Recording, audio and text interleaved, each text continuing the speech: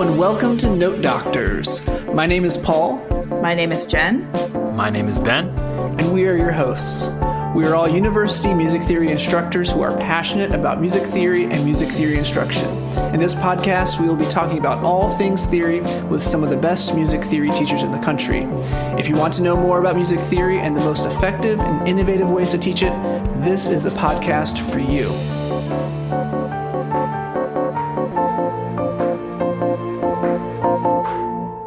Hello, everyone, and happy summer to all you theory scholars out there. We are excited to be releasing this episode a few months after our conversation, actually. Things got a little busy and crazy, and so we didn't get around to releasing our conversation here with Stephen Rodgers until now, so our apologies. But we are excited to finally share this conversation that we had with him about his keynote address that he gave at the Texas Society for Music Theory annual meeting that was held in February at Texas Women's University. It was a great talk, and so Jenn, Ben, and I knew we needed to have him on to share what he had to say about canons and working with music that you love and not being afraid to work with music that might be outside of perhaps the typical canon that music theorists often find ourselves working in. It's a really inspiring conversation, and I hope you enjoy it. A little bit about Dr. Rodgers. He is the Edmund A. Cykler Chair in Music and Professor of Music Theory and Musicianship at the University of Oregon, where he's been teaching since 2005. Rodgers' research focuses on the relationship between music and poetry and art songs from the 19th century to the present day, especially art songs by underrepresented composers. His work is guided by a desire to reach communities that extend beyond academia. He is a founding member of the Women's Song Forum, an online forum devoted to women's voices in song and geared toward a wide-ranging audience of scholars, performers, educators, and lay listeners. He also runs a website devoted to underrepresented composers called Art Song Augmented and hosts a podcast about poetry and song called Resounding Verse. He has wonderful resources online. We hope you check them out after you take a listen to this conversation. You have to give your students tools. You can't say, you create the tools, right? But give them the opportunity to expand them, bend them, twist them, find new ones. That's in my mind, what music theory is. And that's a noble endeavor. Steve, we are so happy to have you on the podcast. We're talking about your work as a theorist, working with composers from underrepresented groups, particularly female composers. You have a wonderful podcast that hopefully we can talk about a little bit as well. Ben and I got to meet you at the Texas Society for Music Theory conference about a month ago that we had at Texas Women's University, where you gave the keynote address, which was fantastic. And so we're so pleased to have you on the podcast to have this conversation. Before, though, we dig in, we do like to ask our guests a little bit about how they got into music theory. And so, my question for you is, when did you realize, Steve Rodgers, that you could be the Captain America of music theory? Well, I should first say that my parents named me Steve Rodgers not knowing that was Captain America's name. But when you know, and I will get coffee sometimes, and someone, the barista will say, "Here you go, Captain." People know. So when did I realize that I wanted to be a music theorist? The truth is that I didn't even know music theory was a thing you could study in graduate school, or that it was a job you could have until the middle of college. I grew up playing the piano and singing and writing music, playing in bands, and knew I wanted to study music. Got to college, took music theory courses, which I really enjoyed, but I, at that point, thought music theory was really part writing. I loved doing it, but I didn't know what I wanted to do with my life. I was a performer, but didn't want to spend all of my time in the practice room. I was a composer, but didn't know if I wanted to have a life as a composer. And so I went to talk with a professor, and I was like, what am I going to do with my life? I couldn't figure out what I wanted to do. And she said, well, what classes do you enjoy? And I said, well, I really love my music theory classes. And then she said, well, you could go on and get a graduate degree in music theory. I was, I think, beginning of my junior year at this point. And I was like, that's a thing? Like, you can study music theory? And I think the first time I realized that I might find a home in music theory was actually from taking a non-music theory class. I was an English major as well, and have always loved poetry. I've always loved literature. I took a class called Contemporary Critical Theory, where we read all of these French post-structuralist critics like Jacques Derrida and Roland Barthes, and I just loved it. And I did a project for that class. Sorry, I'm going down a rabbit hole, on Roland Barthes' writings about Robert Schumann. And I had this epiphany. This was my junior year. And I thought, whoa, wait a minute. I could do with music what I have been doing with literature in my literature classes, meaning like interpret it, analyze it, write about it, make sense of it. And that was the real light bulb moment where I thought, oh, maybe I can kind of combine my love of literature, my love of analyzing stuff with my love of music. And that led me down a path that I did a project on Roland Barthes and Robert Schumann, and then I headed to graduate school. So it wasn't until the middle of college, and it was through a sort of interdisciplinary project. Had I not taken that literature class, there's no way I would have been a music theorist, strangely. It was that non-music class that lit the spark. That is really a common thing that we hear from folks, is that they didn't know music theory was a thing, or they didn't know that that's something you could study. And that's really interesting how it was something outside of music that got you into it, which I think is interesting. It wasn't the theory class, it was the analysis, which is what we hope theory class is. But oftentimes theory class is often, part writing. There's more description than analysis, say. And I should say that I loved my theory classes, and we did do some analysis. Like I'm exaggerating a bit saying that it was mostly part writing, but I think I didn't fully understand that music theory was more than just learning about the basic materials of music, that it could be interpretive. And I will say, full disclosure, I have never been like a kind of super mathy theorist. I've always been a kind of softy, like touchy-feely, interpretive kind of person. And so it took me a while to discover that a kind of softer form of music theory, for lack of a better term, was possible. And that was, so it was partly my understanding that over time, and not just that I had, maybe a more limited theory undergraduate experience.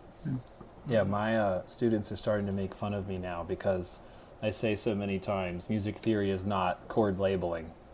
Yes. Like music theory is not chord labeling. It's a way of understanding, and that's my obviously music theory spectrum kick. But yeah, I mean, you can focus on the way of, which is what you did in your literary analysis. It's a way of interpreting a text, or a way of going about understanding a literary work.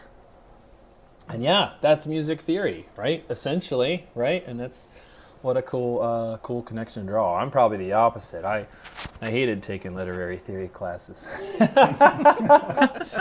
I couldn't get out of there fast enough. I said, take me back to ear training where my home is, But, that tells you can come from any spot and find your way. And now I actually find myself going back to some of the literary theory and trying to figure out, particularly for movies in my case, but, different plot points and different parts of arcs that play out over the course of a movie. But anyways, you can always find your way back to the way of understanding. So thanks for sharing your story with us. Yeah, and so I thought we would kind of talk a little bit about your presentation that you gave at the TSMT keynote, which was titled Canons, Repertorial, Analytical, and Personal. So could you maybe, for those listeners who weren't in Denton, Texas a month ago, or zoomed in, there was someone, I think, from Ireland who zoomed in to your talk. Oh yes, I know this is a dear friend who's a musicologist and theorist named Orla Shannon, who actually heard me give part of this talk before, and I said, Orla, you don't need to zoom in from Ireland, and she did anyway, so it was very, very kind of her to do that. That was very sweet. Oh, that's precious. But could you maybe give us the little elevator pitch for what your talk was about?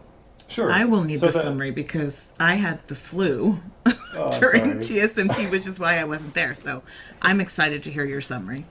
Well, the quick summary is that the point of the talk was to explore the connection between repertorial canons and analytical canons. And I'll start with repertorial. I think when most people in music theory, and I think just in music in general, think of a canon, they think of the music that we study, the music that we play. Orchestras are trying to expand their canon of repertoire that they perform. Plenty of music theorists, all of you in this room included, are trying to expand the repertoire that they teach to their students.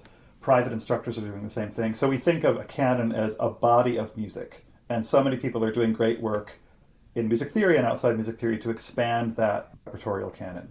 The main point I wanted to make in my talk is that expanding the repertorial canon, so finding new music to teach, to perform, to write about, necessarily means expanding the analytical canon. And by that, I just mean the ways that we make sense of music. I think of analysis, we were talking about this earlier, Ben, I think of analysis as making sense of music.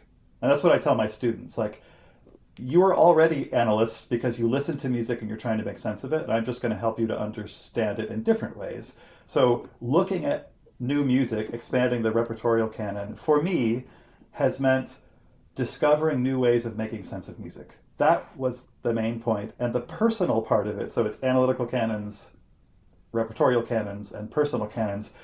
At the end of my talk, I talked about how looking at new music, making sense of music in new ways, has broadened my understanding of what it means to be a music theorist. And that's where it gets a little personal because, as I was just saying, I have never been a super systematic theorizing theorist who's making theories of repertoires and systems upon systems. I really admire people who can do that, but I just don't have the brain to do that. And for a long time, I thought, I'm not really a music theorist because I wasn't doing quote unquote high level analysis. And I even had some professors who said, your analysis seems a little surface level, or it needs to be more rigorous or more systematic. And the end of my talk, I reflect on how looking at new music, trying to understand it in different ways, has helped me to broaden my view of what music theory is and what music theorists are. And I tried to invite students and the people in the room into this bigger umbrella of music theory. So I think the main point is that we need to expand the repertorial canon, and there are so many ripple effects to doing that. I think one of my students mentioned how they were really struck by the thing that you said related to what music should you analyze as a theorist. And you just said basically whatever you're excited about, whatever music you are pumped by, analyze that, figure out how that works. And I think that's such a freeing idea. You don't have to stay in this box. So whatever interests you. No, I feel that very strongly. You know, I'm full disclosure, I'm 51. I'm like, someone called me a senior scholar recently, and I'm like, oh my gosh, but I still feel like I don't know what I'm doing. But I'm in the middle of my career. I write about 19th century lieder by women composers, like not the hottest repertoire that's like, reaching the top of the charts. But I have students who know music that I don't know, that's different, that's diverse, that's interesting. And I'm often saying to any student, graduates or undergraduates, if it's music and you have something interesting to say about it, if you're trying to make sense of it, you're doing music theory. So just find the music that you really love that you can't stop listening to. And the point I would make to underline the connection between repertoire and analysis, when they do that, they come up with new ways of making sense of music because they find music that doesn't fit in the boxes that we've created. So that's actually what gives me lots of hope about the future of our field. I know jobs are narrowing, and being a professional music theorist is a really tough endeavor. But when I see students come to me and they say, I found this piece, but I can't really quite make sense of it with these rhythm and meter tools that we've studied, or I want to label the harmonies, but they don't really work the way we've been discussing. I think, yes, go find some new ways of making sense of this. And I think, quite frankly, that's the most exciting future pathway for our field, that younger people than me will find their music and find the best ways to make sense of it. And I hoped that I could convey that to the audience. I really tried to convey that and not just make this here's this senior scholar talking about his work, but instead kind of giving the keys of the kingdom to them, which I'm honestly thrilled to do. Yeah, 100% agree. And let me just tag on, because I had this thought during your talk, but it was too long of a thought to mention, but maybe I'll mention on the podcast now, which is, you may think, okay, music theory is, as you say, narrowing, right, or their academic number of positions may be less. Factual statement. I'm not going to disagree. But as a field, your open invitation in your talk, and I think that's an open invitation that many of us here resonate with, expands the field of the music theory in such a way that there are many more possibilities for music theory jobs. There are actually professional music theorists that would just go straight to YouTube, put a video, make sense of it. You will be able to make money off of that, and to make your talk inviting and approachable, and not, an advanced methodology that you have to have a completed PhD to understand. That is the kind of invitation and openness and accessibility that our field is so ripe for, that hasn't existed for many, many years. And I think that is just the absolute best thing. But obviously I'm a big public music theory advocate, but I think it's the greatest thing ever for music theory to get outside of the academy more. Have your place, but also get outside the academy. I agree completely. I'm actually, I mentioned earlier as we were preparing for the pod that I'm coming off a sabbatical, and so I'm now teaching again. I was lucky to have this one term, 10 weeks off, and that's where I had time to think about the keynote that I was going to deliver and the kind of book that's developing out of that. But I'm now back in the classroom, and I'm teaching a seminar on public music theory this term, and we just had our first week this week.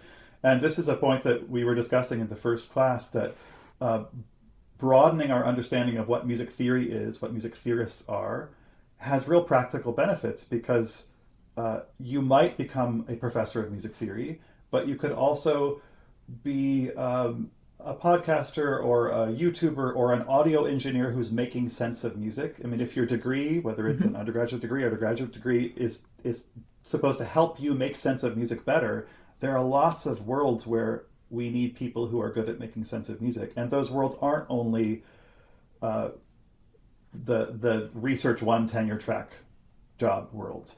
Although I should say, and one of my students mentioned this in class, I don't think everyone needs to be a public music theorist. I don't think that private or academic music theory doesn't have an extreme value, and there are some people who want to do what they do well, and they will do a public service and kind of reshape the world through their focused music theoretical inquiry. And if they're doing that for other music theorists and doing it at a really high level and in accessible ways, I think there's real value in that. But I think you're right, Ben, that sure. Thinking more broadly about what music theory is and what music theorists are opens up the pathways for students and for professors. And how can that be a bad thing? Right. More pathways, that's better in my view. Yep. Yep. I loved what you said about a new sort of canon of an analytical approaches, because I think sometimes that's what theory teachers are kind of afraid of, that they want to look at new repertoire, but they want to do it respectfully, and they're afraid that they don't have the tools to do that. I have felt that way before, that I want to approach something from, the most respectful place possible, and I'm afraid that the tools I have are not the right tools. And I think about, I teach a jazz theory class at DBU. I started teaching that class very reluctantly, partly for this reason. I love jazz, but I haven't played a ton of it since high school. Paul actually taught this class first at DBU, and then we had an adjunct that lasted maybe a semester or something, and then we had to offer it. There were tons of students who needed it, and we didn't have anyone to teach it, and I said, okay, I'll do it.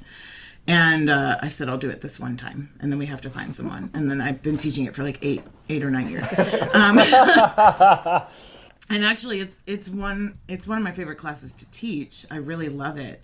But what has happened across that 8 or 9 years is that I understand jazz in a completely new way, because I've spent a lot of time with that music now and trying to help students understand that music. And the more I've done that, the more I can see it and read, jazzers talking about their music and be like, yeah, I know what you're saying, because I've studied the music so much. But it takes a long time. So I think, setting the fear aside and just being like, go in with the tools you have, with an open mind, an open ear, willing to read what other people are saying, willing to admit you maybe don't know. If a student's like, well, what about this? You can say, I have no idea. I don't know. All of those things mean that eventually you might end up with a much richer understanding of something that you didn't have before. I think you raise a really good point about the fear factor, and we all feel this. Like, you really want to bring in this piece to your class, but like, shoot, it doesn't do the stuff that it needs to do because we're teaching like secondary dominance, and these don't quite make sense. And I've said to many people, I don't know if you feel this way, there is no more like bigger soul sapping experience for me than frantically thumbing through theory textbooks to find the single best example of the thing I'm teaching tomorrow. Yes. It just fills me with such dread. And I've like like books all over the floor, and I'm like, I have to find a piece that's like in this key, and the augmented six resolves in this way. And I have found that trying to embrace the fear means that I'm willing to let the repertoire drive what I'm doing in the theory class a little more. And, you know, it's easier said than done, but you might bring in something that doesn't quite fit the mold, and you ask your students, why does this not quite work with the tools we have? How would you adapt them? And that, quite frankly, willingness to bring in repertoire that I can't fully explain with the tools I have is partly what prompted this talk. One of the things I discuss is musical texture, and I'm not a musical texture expert. You know, most of my graduate study was dealing with musical form. I'm a kind of new form and lyra aficionado, and I still use those tools a lot. But I was bringing in music by Lily Boulanger, a composer I really love, and noticing with my students actually that it was the textures in the piano part that made this music particularly fascinating. There are lots of fascinating things about it, and I couldn't figure out how to make sense of it. And so we together decided we would start making these colored charts where we would just make a formal diagram and then use colored pencils and color in the different piano textures on a chart. So that came out of bringing in repertoire to my students that didn't really have an analytical canon associated with it. And of course, many people have written about texture. I'm not saying that it's like this, new field that no one has explored, but there isn't as much about textural analysis as there is about harmonic analysis and formal analysis. So it was through teaching and embracing the fear, I don't know how we're going to make sense of Lily Boulanger, but we'll do our best. That's what led me to thinking a little more about this secondary parameter of texture being something that that we can expand our analytical tools into as we look at repertoire that does different things. Yeah. So all of that is to say, go with the fear. You have to give your students tools. You can't say, you create the tools, right? But give them the opportunity to expand them, bend them, twist them, find new ones. That's in my mind, what music theory is. And that's a noble endeavor. Yeah. And we should add, he had air quotes around that secondary parameter there. Yeah, big air quotes. Big air quotes. Yeah. I love the description of you finding that perfect example, because we've all been there. And the funny thing is, we're trying to find that perfect example, the one example that exists in nature the way that we think it is. But then our students see us do that and think, well, that's what all of them do, like every single one, which is the opposite of what we want them to actually believe. It's like we find the one Mozart sonata that follows all the rules of sonata form, and then we talk about that one. Have you found your approach to, we'll say, air quotes, canonical music has changed looking at kind of these other pieces and by composers that are kind of more challenging to understand, where you've had to kind of come up with tools? Has that changed how now you look at canonical pieces? Yeah, it has. And in fact, so one example, I work with a really terrific colleague named Drew Nobile, who writes about popular music. And I mention him because he's looking at new repertoire, which is popular song, and he's writing about vocal timbre and other quote-unquote secondary parameters. And it's actually through reading his work and exploring some of that repertoire alongside him, because we're close colleagues, that has inspired me to bring some of those tools back to like Franz Schubert or Robert Schumann or the canonical music that I know. And I think my own work too, thinking about texture, for example. Obviously, Lily Boulanger, a woman composer, is not the only song composer who's doing inventive things with texture. And one point I made in my talk, and I'll underline it here, I am not saying in any way that there's something kind of endemic to the music of women composers, that they're the ones who are doing these inventive textural things and all the male composers aren't. It's just that when you explore music like music by Lily Boulanger, or maybe some of the pop music Drew's looking at, there aren't analytical canons surrounding this music.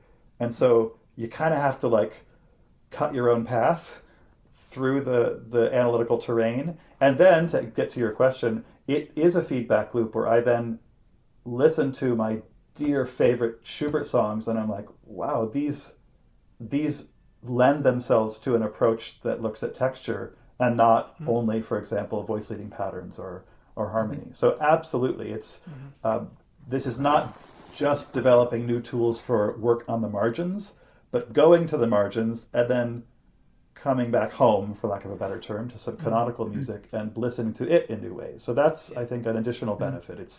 It helps us to understand a wide variety of music in new ways.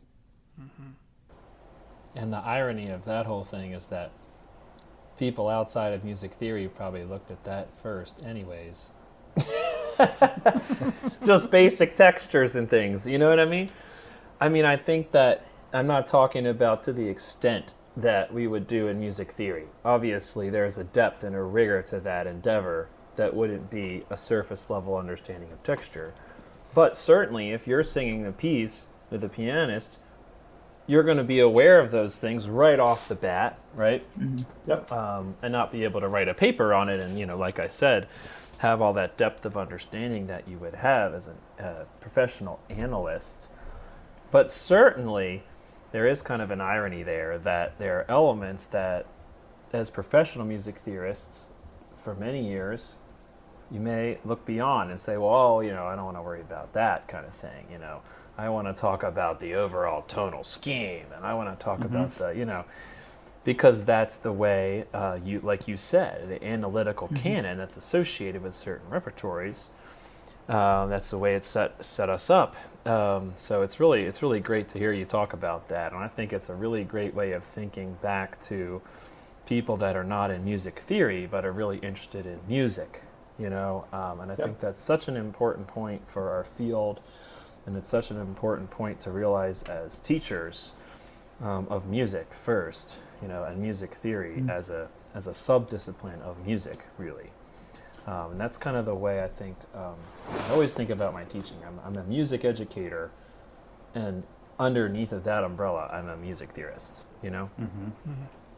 Yeah, your comments, Ben, make me think about something else from your talk, Steve, where, you know, Ben, you mentioned looking at the texture of these more simple elements of music. And you have a part in your talk where you talk about simplicity and how to deal with music that seems, quote unquote, simple. And is that music that we can still analyze? And could you talk a little bit about that? Yeah, so my talk focused on two different composers and two invitations that they offer to us to expand our analytical canon. And one was Lily Boulanger, and that had to do with texture and the quote-unquote secondary parameter of texture. The other was a very little-known German composer named Marie Franz, who published one opus of songs when she was like 18 or 19, and then got married. She married the composer Robert Franz, and if you're a German leader nerd like me, you know his name. He's a fairly well-known composer, but she didn't publish anything after she married him. However, I discovered a bunch of her manuscripts and learned that she continued to write music. Anyway, the point about her music is that, especially the stuff that she published, I have to say, you sit down at the piano and you play it. I'm not a full-fledged concert pianist. I'm a singer, but I can play it like nothing. It's like very straightforward. There's one piece of hers that has not a single chromatic note in it. It's like diatonic from top to bottom. And I actually, during the pandemic, I discovered these songs, and it was a real balm to me to sit at the piano and play and sing these pieces that are very simple. They're very straightforward. And that got me thinking, well, you know, you're all music theorists. Music theorists love complex things. Like we're so interested in like deformation, distortion, breaking rules, bending conventions, and I love that stuff. You know, it's so true. That's just, it's like my bread and butter. You know, you find a piece that has like a non-resolving recapitulation, and it's like, oh my goodness, like this is the best thing in the world. But when I found these pieces in the kind of the dark days of the pandemic, I was like, these are such gorgeous, beautifully crafted pieces. They are not simplistic. They may be simple, but they're not simplistic. And that got me thinking, well, there's a peculiar challenge in making sense of music that is so simple. You'd think it would be simple. Like if the music is simple, making sense of it is simple. But what if you can't find a long-range tonal scheme? What if you can't find a chromatic note at the beginning that gets expanded at the end? What if the cadences aren't avoided? What if the text underlay is pretty normative? And this really posed challenges to me and got me thinking about how, as I mentioned in my talk, many women composers in the 19th century who wrote song, because that was a genre that was more available to them, for various reasons were writing music that didn't break all the rules because they wouldn't get it published otherwise, or it wouldn't be playable by amateurs in the home. Or maybe they didn't have all of the opportunities to get the training that some male composers did to break all the rules. So this is a long way of saying that part of my talk was not just about Marie Franz, but about the bigger question: how do we grapple with simple stuff as music theorists? And I've learned that it requires a different type of attention, an attention to details that aren't distortive or deformational, but just right in their own context. And that has changed the way I do analysis. I used to always look for the weird thing. And now I sometimes look for, I don't know, like the right thing, or the most beautiful or moving thing, which might be totally transparent and simple. So that was one of the points I wanted to make in that part of my talk. Yeah, and even as you said more implicitly, is that the song spoke to you, and we all have music that speaks to us, and that's different for you as it is as Paul, as it is for Jenn, and as for me, and there's a reason why that music speaks to us, and the better we can dive into that, and then as you said, make sense of that to other people, and then that music can then speak to them, right? That echo effect is like one of the best parts of music theory, you know? And that I have a song like Jenn had mentioned a few episodes ago, she really likes Chichester Psalms. A piece that let's say it's not in my personal canon, I guess we'll say. Versus like me as a trumpet player, you know, I know a lot of trumpet rep, you know, or Teunian concerto or Armenian origin pieces. So, you know, it's like that's probably not in somebody else's personal canon, you know. But if I can make sense of that, and then I have a chance, I should go listen to this piece. Obviously, Jenn finds something really interesting about it, and it really speaks to her. And that might be texture. That might be something that, you know, like you said, not a chromatic note that then comes back later in a certain way, or, you know. But yeah, that's a real richness of kind of our shared, I guess, overlapping personal canons. And I think that's a really important part of your talk, too.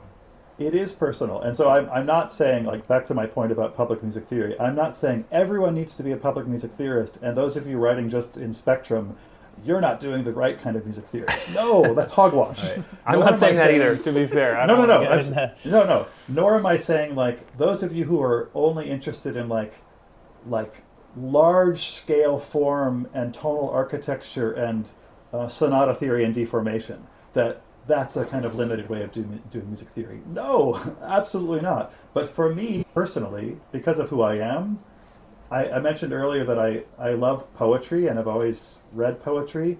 I like small things. I can listen to a 2-minute song or play it on the piano like 100 times in a row. And my wife, who is an organist who plays like large-scale pieces by Bach and loves these kind of Fantasia-like pieces by composers like Scheidemann and Reinken, who preceded Bach, she's like, what is wrong with you? How can you listen to that 2-minute song so many times? But I love small things that I can like dive into, and I actually like things that aren't overly complex because then I can sing them and play them at the piano. So it is personal. And if that's not someone else's bag, that's great. But there's a lot of music out there that fits in, and I think some popular music, and not just music by women in the 19th century, that fits into that small and simple category. And it deserves theory and analysis just as much as the big complex things. And if that's not your bag, great. Go do the thing you do and find your repertoire. But for me personally, I'm just a real sucker for a simple, straightforward thing that I can, like a little prism that I can kind of cast light through it and hear it in different ways. And that makes me perverse. It's like, it's a bizarre affliction, but it's what I enjoy doing because of who I am, and I've met other people who have the same affliction, shall we say. I love what you said about finding, like, what about it is right, or what about it was the most moving part to you, because I think students often come to music that way first, and then we discourage it by saying, look for what's interesting, look for what's complicated, look for what this piece does that no other piece does, look for, because that's how we're trained to look at it. And that makes me be like, I should not say that. I should tell them to embrace, like, dig into the part of it that felt exactly right to you. What's happening there? What is that about? Make meaning from that. It doesn't have to be, something unique even. What is it that's there? That brings to mind, and sorry, this is just a quick tangent. It doesn't have to do with canons necessarily, but I actually did an SMT pod publication on something I've done in my classes that I call listening a page at a time. There's this writer named George Saunders, a really famous writer, a short story writer, and he has a book about, of all things, Russian short stories that I picked up over some Christmas. And he does a thing with his students where he has them read one page of a story and then stop. And his question is, what did you notice? It could be anything. And then he asks, what do you think is going to happen next? And then they turn the page and they read that page. And I decided to try this in a music theory class, and it was the most transformative teaching experience I've ever had, not to make too fine a point of it.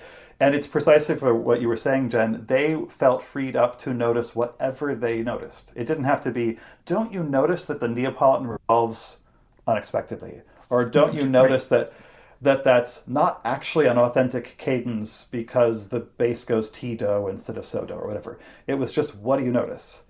And then it tapped into their predictive powers. What do you think is going to happen next? And I've used this again and again, and I think it's a way of freeing students up to do what they already do well, which is listen, and find the thing that strikes them, and not feel that, as you said earlier, Ben, that they only have to put Roman numerals on it.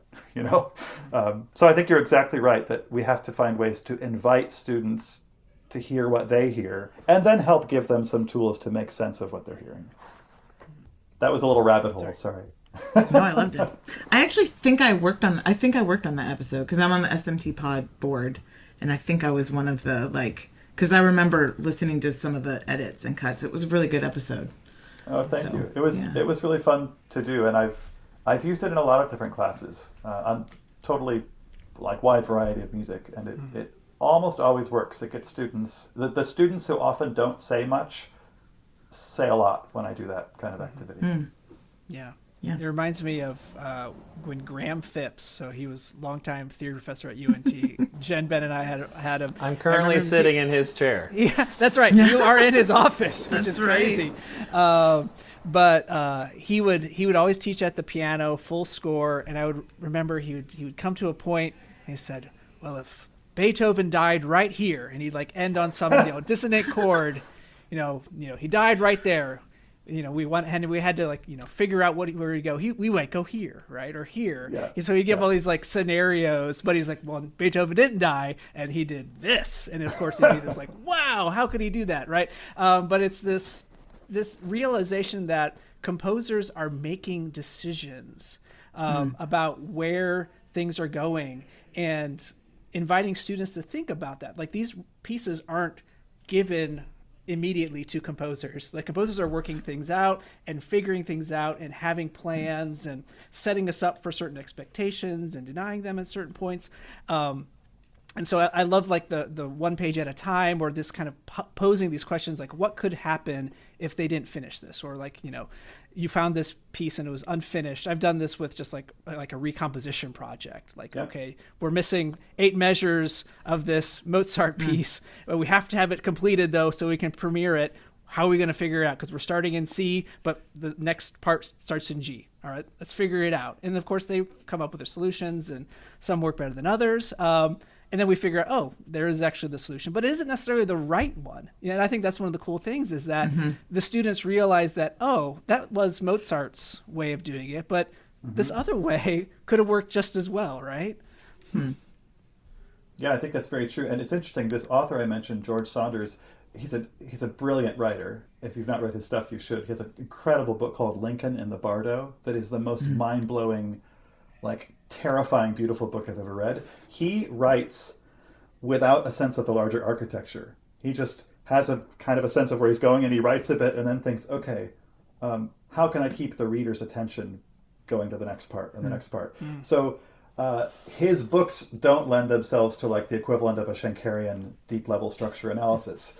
And not all pieces of music do. So maybe an approach that's like, how does the next texture respond to or change or subvert what happened right before it? Like that attention to like moment to moment surface. You're a composer, Paul. Like you may compose with deep, large structures in mind, but sometimes composers are operating passage to passage, moment to moment, and thinking in that way is also doing music theory. And I should say that I teach Schenkerian analysis. I love Schenkerian analysis. Like I think in long range patterns. I'm often like waiting for the resolution 40 bars later when I'm listening to pieces of music, but not all music works that way. And not all analysis has to be about that. Absolutely. And you can have a striking moment of a piece that then opens other doors or other considerations later. I mean, my entire TSMT talk, I don't have a problem admitting this, my entire TSMT talk grew out of me going to Wicked and walking out of that theater and thinking, I have to go figure out what happened in that last cadence of Defying Gravity. I just had to figure it out. I mean, there was no way I was going to exist the rest of that day without knowing how that cadence was put together, Like a that's true just music theorist. Inner music theorist, right, coming out. But it was just one moment. That wasn't like, I'm trying to summarize what happens in Wicked or even trying to summarize what happens in Defying Gravity. But it was one moment where you're just in awe of what you just heard. And you think, I have to get to the bottom of this. I have to understand how that was put together. And then other things grow out from that, right? And it can become a project, or it can just be, and now I understand this cadence, and it's a cool cadence, and I still call it the best cadence of 2025. So yeah, one moment can be everything, or it can just be also that moment, and both are good.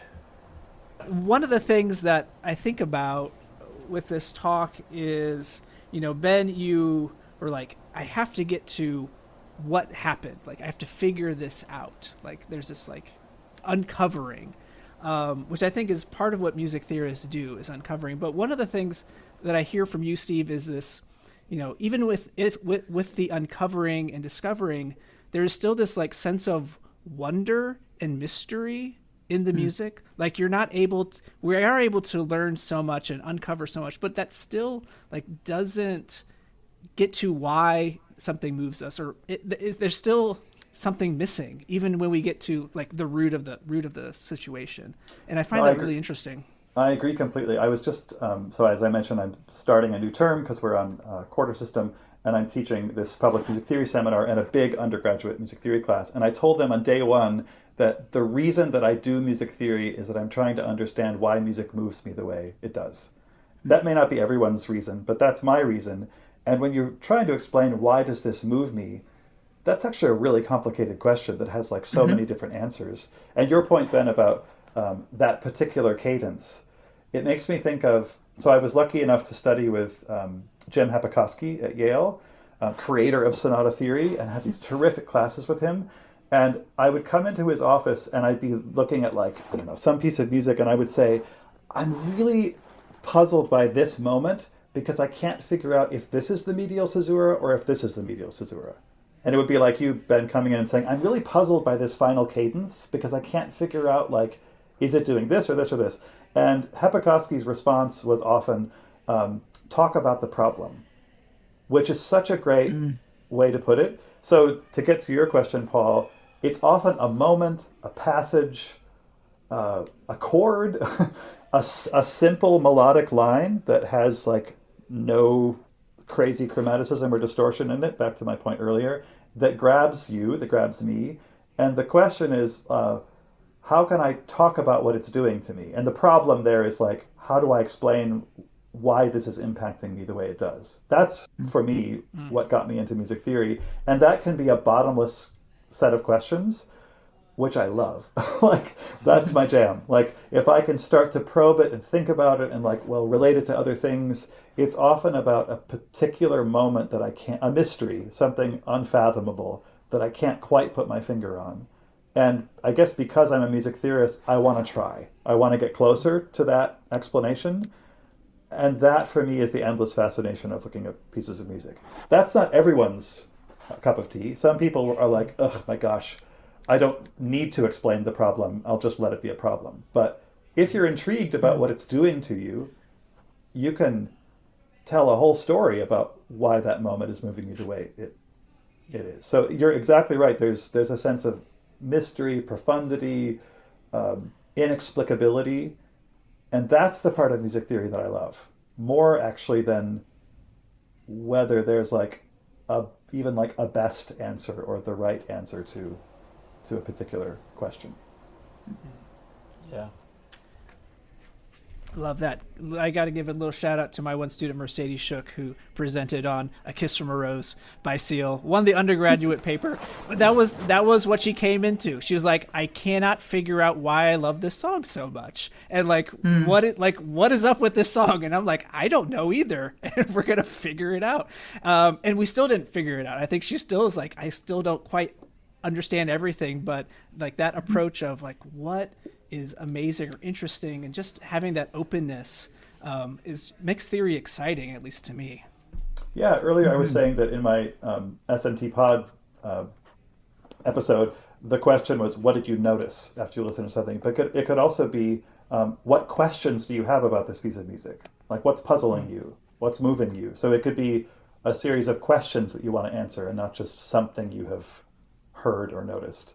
And that, by the way, was such a great paper. And I have to say, I was, just to give a huge shout out to TSMT, that is one of the best conferences I have ever been to. And as I said, I'm apparently a senior scholar who's been to a lot of conferences. It was so moving to see undergraduates doing such thoughtful, interesting work, and to see them embraced by that community, and to see the way Devin structured things so that they didn't just get like two questions that were really more of a comment than a question, but they got to move from group faculty and other people in attendance got in little groups, and each student was in a pod, and we got to talk with them before they moved to another pod, which was much more inviting. So I was really impressed with the work that was done, and it's a testament to your willingness to let that student puzzle through that question rather than say, well, this isn't the greatest song, actually. Wouldn't you rather look at this? Or that's not really a proper music theoretical question. You right. Let her like follow her ear, and that's what we should try to be doing as music theory teachers. Mm-hmm. Mm-hmm. Yeah, I think that's the composer in me, this kind of, I'm okay with this risk. Like, let's just see what happens. Let's compose this thing out, right? And see where it goes. And let's look at this piece. And it was a few weeks until we even figured out what we could even talk about or what she could even say. Because we had to really kind of just sit with it for a while. We are kind of getting to the end of our time, unfortunately. This is just, time has flown by. I think we do have some time for some speedy... what do we? Rapid fire questions. Rapid fire. Sorry, Steve. We didn't prep you for this at all. Rapid fire. And so sometimes we like to end with just some rapid fire questions for our guests. These are little quotable hot takes or not hot takes, whatever. That on anything related to music theory. And so Ben or Jen, do you have a rapid I have fire one. question. Oh, Jen, you got one. Okay. Yeah, mine are always like, what's your favorite? And that's what this is. Okay. But what is your favorite piece to use with the one page at a time method? Oh, my favorite piece to use with a one page at a time. It's a piece whose title I forget, but it's the one I talk about in the episode, and it's by a composer named Angelica Negron, who's this Yes. Puerto Rican composer. And I'm sorry, I can't remember the title of the piece, but it's just wild and weird, and like at every turn something new happens that just blows your mind. That is so crazy that you said that, because I just met her. We sang a new work of hers at the Dallas Symphony in the fall, and she was there working with us, and she's just really wow. lovely. Yeah, so how cool. Well, apologies to her that I can't remember the name of the piece that I did a whole episode on, but it was trying to make sense of that piece. And I think it works particularly well with contemporary music that doesn't necessarily follow all the rules, and it's kind of hard to say what is the form of this piece. But her music is extraordinary, and that particular piece really works well for this approach. Ben, do you got one? I don't know, it might relate to your previous answer, but I was going to say, since a lot of your work still originates in Europe, I was going to say, what's your favorite piece outside of a European context? My favorite piece outside of a European context. The first thing that comes to mind is another contemporary composer. There's an American composer named Sarah Kirkland Snyder, and if you know her name, who lives in New York.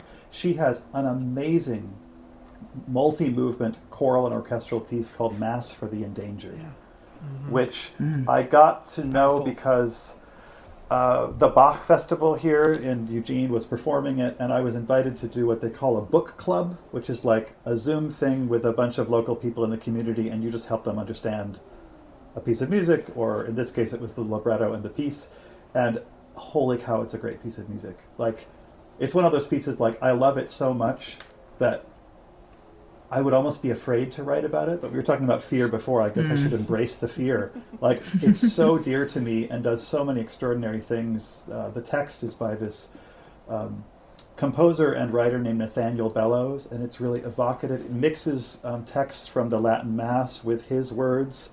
So listen to the Mass for the Endangered. It's actually not a small piece that you can listen to on repeat 600 times, but wow, it's a great piece of music. So that's my current fave across the pond. Very cool. Yeah. I love it. Yeah, that piece is a great Theory 4 piece. I've used that a couple times. It's really powerful. A great way of connecting contemporary music with like contemporary events. With kind of climate change and things like that. My question is, have you ever collaborated with your wife? Your wife's an organist. You're a vocalist. Do you ever make music together? Yeah, well, so my wife is a musicologist and an organist, an incredible musician who can do so many things really well. I feel like my skill set is more like narrow and deep. So we collaborate a lot because she plays, she's the associate organist at a Lutheran church that has an incredible instrument and an incredible choral program. And so I sing with their choir. I'm a section leader, and we're often performing together. But we do other things too. I recently... short stories that I created a cycle of songs by a woman composer from Germany in the 19th century. I've been fascinated with the fact that there are not many song cycles by women in the 19th century because it wasn't a genre that was really available to them. And so I made one out of individual songs by this woman, and they had never been performed. And Lindsay, my wife, and I, with another singer, did a world premiere of them a couple months ago. So we perform quite a bit together, even though the music we love is very different. She kind of, how would I put this? She's not the hugest fan of German Lieder. And she loves these kind of long, sprawling, Fantasia-like organ pieces that are pre-Bach. And I find them kind of puzzling, and I'm not an enormous fan of them. But we collaborate a ton, and it's really lovely to be married to someone who's a great performing musician. I think of myself as primarily a theorist and less a singer, but there's nothing like being part of a terrific church music program to get you performing. So yeah, we collaborate quite a bit. That's great. That's great. And so as we're wrapping up, maybe you can let our listeners know a little bit about maybe how they can find you if you want to be found, and also maybe what kind of projects that you've got cooking. Sure. Well, I am on Instagram. I'm ArtSongSteve, kind of a dorky name, but that's what I am on Instagram. I'm on Facebook. And I have two public music theory related projects that people might be interested in. One is the podcast that I host, which is called Resounding Verse. And I love it. It's super fun. Each episode is about one text and one musical setting of it. And then I have a website called Art Song Augmented, which is a kind of forum for the exploration of art songs by underrepresented composers. So there are, I think, like 40 or 50 different composers there, and you can listen to recordings of their music, some of which I've commissioned. They've never been recorded before. You can find resources about them. You can find access to scores. So those two resources, Art Song Augmented and Resounding Verse, are a kind of public-facing part of what I do, and they relate to a lot of what I write about and a lot of what I teach. And as far as current projects, coming off of a sabbatical, one thing I might mention is that I mentioned the song cycle that I created. I'm in the process of putting together a CD recording of 4 newly created song cycles by 19th century German women. And I'm the curator. I made them out of these individual songs. But I've lined up some incredible performers to record them. And we have we even have a record label, Orchid Classics, which is a great independent label. They'll be releasing that album in the future, like sometime in 2027. So that project has been really fun because it's super collaborative, and I'm working with performers, and it involves music theory, but it's really more of a performance-based project. So that's been my latest obsession, and we've got recording dates set up, and we're looking forward to releasing the album in the next year. You just made it to the end of another episode of Note Doctors, the music theory and pedagogy podcast. Don't forget to like, subscribe, and review the podcast, and you can always reach us at notedoctorspodcast@gmail.com with comments, questions, or show ideas. Thanks for listening.